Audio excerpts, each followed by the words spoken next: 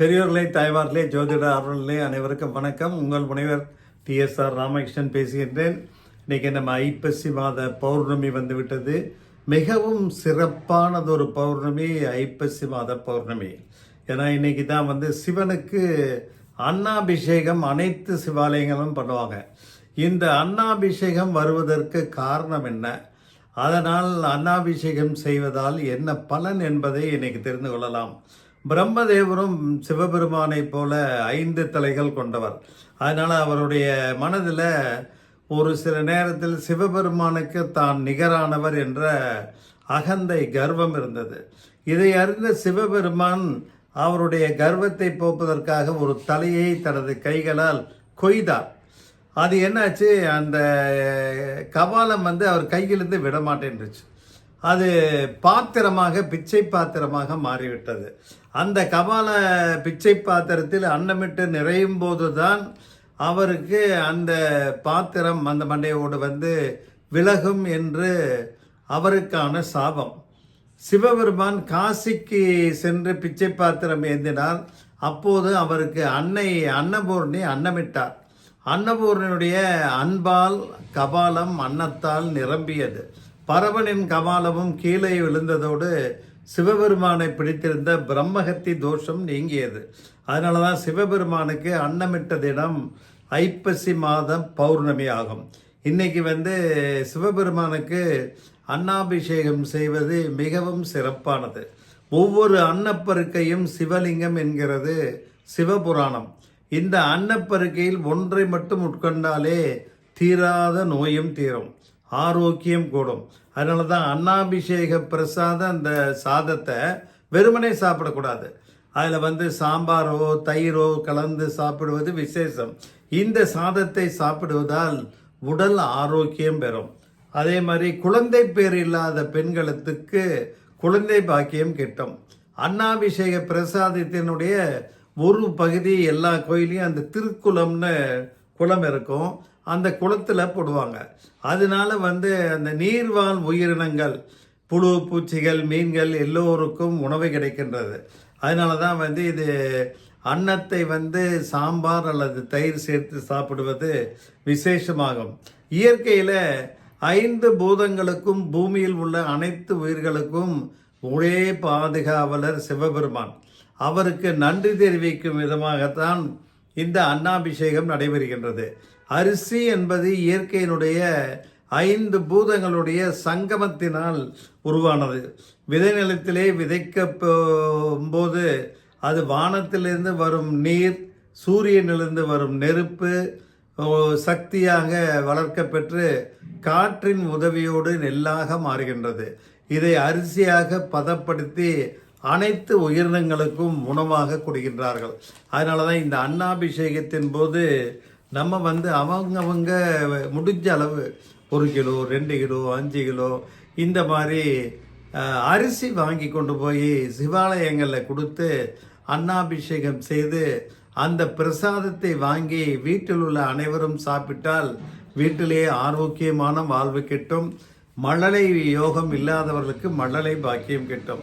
எப்படி அம்மாவினுடைய பண்பை உணர்த்துவதற்கு உணவு எப்படி முக்கியமோ, அதே போல மன உணர்வும் உணவும் ஒன்றுக்கொன்று பின்னி தொடர்பு கொண்டது. அதனால தான் நம்ம அந்த உணவே நம்முடைய மன உணர்வாக மாறுகின்றது. மற்றவர் கொடுத்ததை சாப்பிடும்போது இது எங்கள் அம்மா சமைச்ச சமையல் மாதிரியே இருக்குதே அப்படின்னு சொல்கிறதுண்டு. அன்னையோடு அறுசுவை உண்டிப்போம் என அம்மாவின் அருமையை பெரிதாக விளக்குகின்றார் ஔவையார். இந்த அடிப்படையிலே தான் சிவனுக்கு அன்னாபிஷேகம் ஐப்பசி மாதம் பௌர்ணமி அன்னைக்கு சில கோயிலில் மத்தியானம் பண்ணுவாங்க, சில கோயிலில் மாலை நேரத்தில் அந்த 5 to 6 மணி வரைக்கும் பண்ணுவாங்க. 2 மணி நேரம் பக்தருடைய தரிசனத்திற்காக அந்த அன்னாபிஷேக கோலத்தை அப்படியே வைத்து அதற்கு பின்னர் அந்த அபிஷேகத்தை கலைத்து சாம்பார் அல்லது தயிர் சேர்த்து எல்லோருக்கும் உணவாக படைப்பார்கள். அந்த அன்னாபிஷேகம் அன்னம் அப்படியே அந்த சிவலிங்கத்துடைய ஆவுடையார் அப்புறம் மேலே லிங்கம் வரைக்கும் நல்ல அலங்காரம் செய்து அதுலேயே சிவனுடைய உருவத்தை அவர்கள் இது பண்ணுவாங்க. அத்தோடு நம்முடைய கொடுக்கக்கூடிய காய்கறிகளையும் அந்த அன்னத்தோடு வைப்பார்கள். இதுதான் அன்னம் பரபிரம்ம சுரூபம் என்பது சோற்றை கடவுளின் வடிவமாக வைத்து பாராட்டுவார்கள்.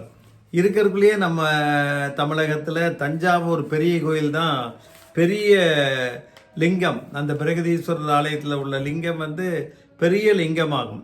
6 அடி உயரம், 54 அடி சுற்றளவும் கொண்ட ஆவுடையார் 13 அடி உயரமும் 23 அடி சுற்றளவும் உள்ள லிங்கம் என தனித்தனி கற்களால் செதுக்கப்பட்டுள்ளது. அதே மாதிரி நம்முடைய பல்லடத்திலிருந்து உடுமலை செல்ல வழியில் சித்தம்பலம் என்ற ஊரில் நவக்கிரக கோட்டை என்ற ஒரு கோயிலை கட்டியிருக்கின்றார்கள். அங்கேயும் லிங்கம் பெரிய லிங்கமாக இருக்கும். சுற்றிலும் நவக்கிரகங்கள் நல்ல முழு உருவமாக சாந்த சொரூபமாக சிவபெருமானை வணங்குவதாக வைத்திருப்பார்கள். சிவனுடைய ஆக்ஞைப்படி நவக்கிரகங்களும் செயல்படுகின்றதே என்பதே தத்துவம். இந்த மாதிரி சிவலிங்கத்தை நம்முடைய பிரகதீஸ்வரர் ஆலயத்தை சுற்றி வர தேவையான இடம் கருவறையை சுற்றி உள்ளது. வாசவழியாக தெரியும் சிவலிங்கத்தினுடைய 3 ஒரு பங்கு மட்டுமே அபிஷேக ஆராதனைக்கு வசதியாக வைக்கப்பட்டிருக்கின்றது. ஐப்பசி பௌர்ணமிக்கு பார்த்தீங்கன்னா 100 மூட்டை அரிசியை சமைத்து சோறாக்கி இங்கே அபிஷேகம் செய்து அந்த சோறு சிவலிங்கத்தை சுற்றி நிரம்பிவிடும். படியளக்கும் பெருமாளை இந்த அன்னைக்கு நம்ம தரிசனம் செய்தால் நல்ல பலன் கிட்டும். இதே மாதிரி அன்னாபிஷேக சிவன் இன்னொரு பெரிய சிவன் அரியலூர் மாவட்டம் கங்கை கண்ட சோழபுரத்தில் இருக்கக்கூடிய பிரகதீஸ்வரர் ஆலயத்தில் இருக்குது. சிவபெருமானுக்கு தென் திசையில் ஒரு கைலாயம் அமைக்க ராஜராஜ சோழன் விரும்பினார். அதனால தான் தஞ்சை பிரகதீஸ்வரர் கோயிலை கட்டினார்.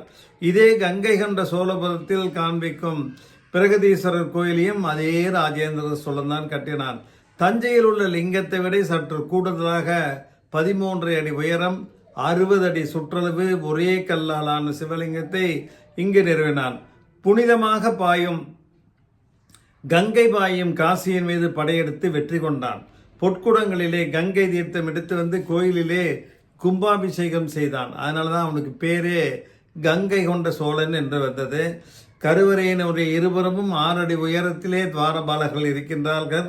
கருவறை குளிர்ச்சியாக இருக்கும் விதத்திலே அந்த கோபுரத்தின் மேலே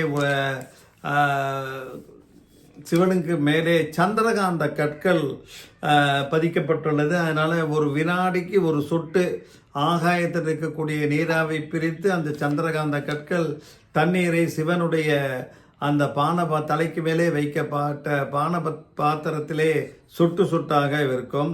இங்குள்ள தீர்த்தம் சிங்க வடிவிலே உள்ளதுனால சிம்ம கிணறுன்னு சொல்லுவாங்க.